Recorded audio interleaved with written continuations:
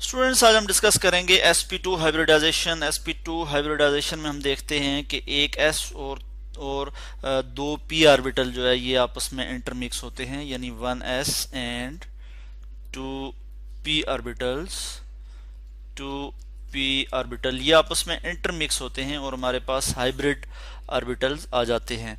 तो कितने hybrid orbital आ जाते हैं इस पे हम बात करेंगे। पहले मैं यहाँ लिख लेता हूँ इंटरमिक्स। ठीक है जी, इंटरमिक्स होके हमारे पास 3 ऑर्बिटल आते हैं, यानी 1s और 2p जब आपस में इंटरमिक्स होंगे तो हमारे पास 3 हाइब्रिड ऑर्बिटल आ जाते हैं। और इस प्रोसेस को, इस फिनोमेना को हम कहते हैं sp2 हाइब्रिडाइजेशन। मैं यहाँ पे आपको डायग्राम दिखा देता हूँ s और p ऑर्बिटल की, कि वो इंटरमिक्स होके किस तरह से जो है वो हाइब्रिड ऑर्बिटल हमें देते हैं। तो यहाँ पे आप देख सकते हैं कि s ऑर्बिटल जो है वो स्फेरिकल इन शेप होता है, यानी 1s और 2p ऑर्बिटल ये जब आपस में इंटरमिक्स हुए तो हमारे पास sp2 हाइब्रिड ऑर्बिटल आ गए। 3 sp2 हाइब्रिड ऑर्बिटल आ गए जो कि जो है वो उनकी शेप आप देख सकते हैं कि इक्विवेलेंट शेप के हैं, और यानी इनकी जो है 3 ऑर्बिटल जो है वो इसी शेप के होंगे। ठीक है, और ये हाइब्रिड ऑर्बिटल यानी ये एनर्जी वाइज भी इक्विवेलेंट होंगे और शेप वाइज भी जो है वो इक्विवेलेंट होंगे। अब हम थोड़ी सी एनर्जी वाइज बात कर लेते हैं और कार्बन की जो है वो इलेक्ट्रॉनिक कन्फिगरेशन की बात कर लेते हैं। मैं यहाँ पे आपको दिखाऊंगा। तो मैं यहाँ पे स्क्रॉल कर लेता हूँ और यहाँ पे आपको दिखा देता हूँ। ये जो है कार्बन की ग्राउंड स्टेट इलेक्ट्रॉनिक कन्फिगरेशन है, यानी 1s ऑर्बिटल में 2 इलेक्ट्रॉन हैं, 2s में 2 इलेक्ट्रॉन, फिर इसी तरह 2p में 2 जो है वो अनपेयर्ड इलेक्ट्रॉन मौजूद हैं। ये 2px 2py 2pz, इसका क्या मतलब है, यानी जो x एक्सिस पे होगा p ऑर्बिटल उसको हम px कहेंगे, जो y एक्सिस पे होगा उसको py कहेंगे, और जो z एक्सिस पे होगा उसको zpz कहेंगे। तो होगा क्या कि ग्राउंड स्टेट में इस फॉर्म में जो है वो पाया जाता है कार्बन। कार्बन की जो इलेक्ट्रॉनिक कन्फिगरेशन है वो ये है। जैसे ही उसको एनर्जी मिलती है तो 2s ऑर्बिटल से इलेक्ट्रॉन जो है वो प्रोमोट हो जाता है 2p ऑर्बिटल में, यानी ये 2pz में चला जाएगा, यानी लोअर एनर्जी स्टेट से वो इलेक्ट्रॉन जो है वो हायर एनर्जी स्टेट पे चला जाएगा। जैसे ही उसे एनर्जी मिलेगी तो एक्साइटेड स्टेट में हम देख सकते हैं कि वो इलेक्ट्रॉन जो यहाँ से जंप करके ऊपर गया, ये आ गया है। अब जब इनकी इंटरमिक्सिंग हुई, ठीक है, इंटरमिक्सिंग ऑफ ऑर्बिटल हुई, तो 2s और 2p ये जब आपस में इंटरमिक्स हुए, यानी 2s ऑर्बिटल और 2p, उसमें s में सिर्फ एक ही ऑर्बिटल है और p में 2 ऑर्बिटल हैं। ठीक है, तो टोटल 3 ऑर्बिटल हो जाते हैं कि sp2 हाइब्रिड ऑर्बिटल हमारे पास जो है वो आ जाते हैं। यहाँ पे मैं इसको ठीक करके लिख लेता हूँ। यहाँ पे हमारे पास ये आ जाएगा जी sp2 हाइब्रिड ऑर्बिटल, ये हमारे पास आ गए, जो कि एनर्जी वाइज जो है वो बिल्कुल इक्विवेलेंट हैं और शेप वाइज भी इक्विवेलेंट हैं, जैसा कि मैं आपको पहले यहाँ पे बता चुका हूँ।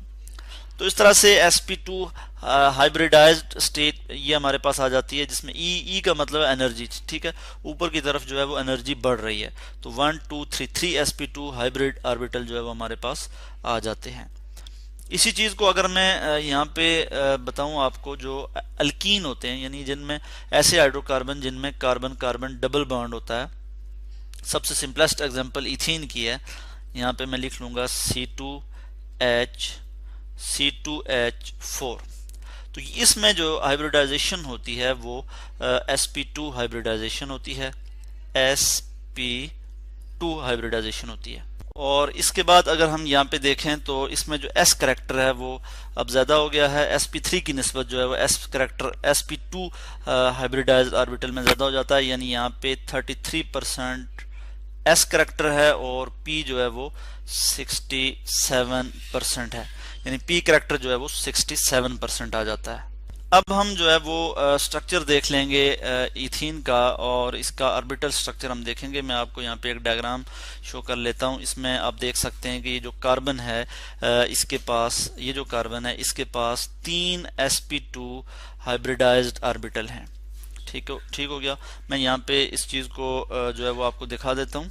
ये आप देख सकते हैं कि ये जो ब्लू कलर में आपको नजर आ रहा है ये sp2 हाइब्रिड ऑर्बिटल है। ये जो सिग्मा बॉन्ड बन रहा है, ये दो, इस कार्बन का भी sp2 हाइब्रिड ऑर्बिटल इसमें इन्वॉल्व है और इस कार्बन का भी। यानी यहाँ पे मैं जरा इस तरह से आपको शो कर सकता हूँ कि एक इलेक्ट्रॉन जो है वो इसका है और एक इलेक्ट्रॉन इसका है। जैसा कि हमने देखा था कि जो sp2 हाइब्रिड ऑर्बिटल हैं उनमें एक एक अनपेयर्ड इलेक्ट्रॉन मौजूद है। 3 जो sp2 हाइब्रिड ऑर्बिटल आए थे हमारे पास, बल्कि मैं इसको यहाँ पे शो कर सकता हूँ, sp2 और फिर sp2, हर एक के पास एक अनपेयर्ड इलेक्ट्रॉन जो है वो मौजूद है। तो एक इलेक्ट्रॉन इसका और एक इलेक्ट्रॉन इसका ये आपस में जो है वो ओवरलैप करेंगे। sp2 ओवरलैप के नतीजे में हमारे पास सिग्मा बॉन्ड जो है वो बनेगा इस तरह से। और कार्बन हाइड्रोजन का बॉन्ड किस तरह से बनेगा कि sp2s ओवरलैप के नतीजे में कार्बन हाइड्रोजन जो है वो बॉन्ड यहाँ पे बनेगा। मैं इसको भी यहाँ पे शो कर सकता हूँ, इस तरह से शो कर सकता हूँ कि एक इलेक्ट्रॉन जो है वो sp2 हाइब्रिड ऑर्बिटल का जो कि कार्बन का, और एक जो है वो हाइड्रोजन का sp2 हाइब्रिड ऑर्बिटल उसका, सॉरी एक हाइड्रोजन का s ऑर्बिटल का जो इलेक्ट्रॉन है वो जो है आपस में ओवरलैप करेंगे, तो हमारे पास कार्बन हाइड्रोजन का जो है वो बॉन्ड जो है वो इस तरह से बन जाएगा। बाकी जो pz ऑर्बिटल है जो कि अनहाइब्रिडाइज्ड है, ये साइड बाय साइड ओवरलैप करेगा, तो इसके नतीजे में हमारे पास जो बॉन्ड बनेगा उसको हम कहते हैं पाई बॉन्ड। ठीक है, तो इस केस में हमारे पास पाई बॉन्ड जो है वो बन रहा है, जैसे इथीन की हमने इससे पहले जो है वो एग्जांपल देखी भी है। ठीक है, कि एक पाई बॉन्ड की जो है वो फॉर्मेशन होती है। और इसमें अगर हम बॉन्ड एंगल की बात करें, मैं यहाँ पे अगर बॉन्ड एंगल की बात करूं तो यहाँ पे जो बॉन्ड एंगल है वो क्या है जी, 120 डिग्री का जो है वो बॉन्ड एंगल आता है। ठीक है, इसको हम इस तरह से भी लिख सकते हैं या फिर इस तरह से भी लिख सकते हैं कि 120 डिग्री बॉन्ड एंगल होता है। इसकी अगर हम ज्योमेट्री की बात करें तो जो इसकी ज्योमेट्री है वो क्या है जी, ट्राइगोनल, ट्राई कहते हैं 3 को और गुनल कहते हैं कॉर्नर, ट्राइगोनल ज्योमेट्री होती है, GEOMETRY। ठीक हो गया। अब हम थोड़ी सी पाई बॉन्ड की बात कर लेते हैं कि पाई बॉन्ड जो है आप देख सकते हैं ये जो सिग्मा बॉन्ड है इसके परपेंडिकुलर है। ठीक है, बाकी जो है वो जितने भी कार्बन के जो sp2 हाइब्रिडाइज्ड ऑर्बिटल हैं वो एक ही प्लेन में, ठीक है, को प्लेनर हैं। इसी तरह हाइड्रोजन भी उसी प्लेन में है, मगर जो pz ऑर्बिटल है ये जो है वो इसके परपेंडिकुलर है, sp2 हाइब्रिडाइज्ड जो ऑर्बिटल हैं उनसे परपेंडिकुलर है। और ये जो है वो इस तरह से जो है वो साइड बाय साइड या पैरेलल जो है वो ओवरलैपिंग के नतीजे में यहाँ पे पाई बॉन्ड बन रहा है, जिससे क्या होता है कि जो पाई इलेक्ट्रॉन की डेंसिटी होती है, यानी यहाँ पे मैं पाई इलेक्ट्रॉन को शो कर लेता हूँ कि इनकी जो पाई इलेक्ट्रॉन की जो डेंसिटी है वो जो है बिलो द प्लेन और अबव द प्लेन जो है वो स्कैटर्ड होती है या फैली होती है, स्प्रेड आउट होती है। ठीक है, जिसकी वजह से ये कमज़ोर होता है ये बॉन्ड। और कोई भी इलेक्ट्रोफिलिक रिएजेंट जिसको इलेक्ट्रॉन की ज़रूरत होती है, जो इलेक्ट्रॉन लविंग रिएजेंट होता है या जो इलेक्ट्रॉन डेफिशिएंट स्पीशी होती है, वो जो है इसमें इस पे अटैक करके इजीली इलेक्ट्रॉन को जो है वो निकाल सकता है।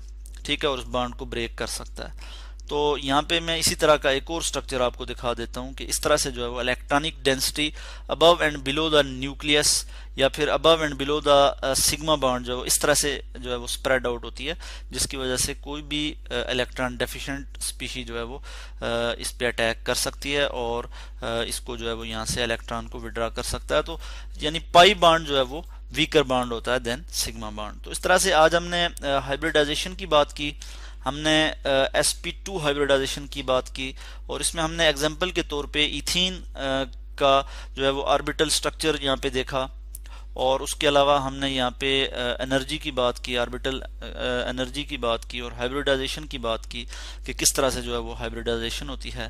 तो इस तरह से आज हमने डिस्कस किया sp2 हाइब्रिडाइजेशन।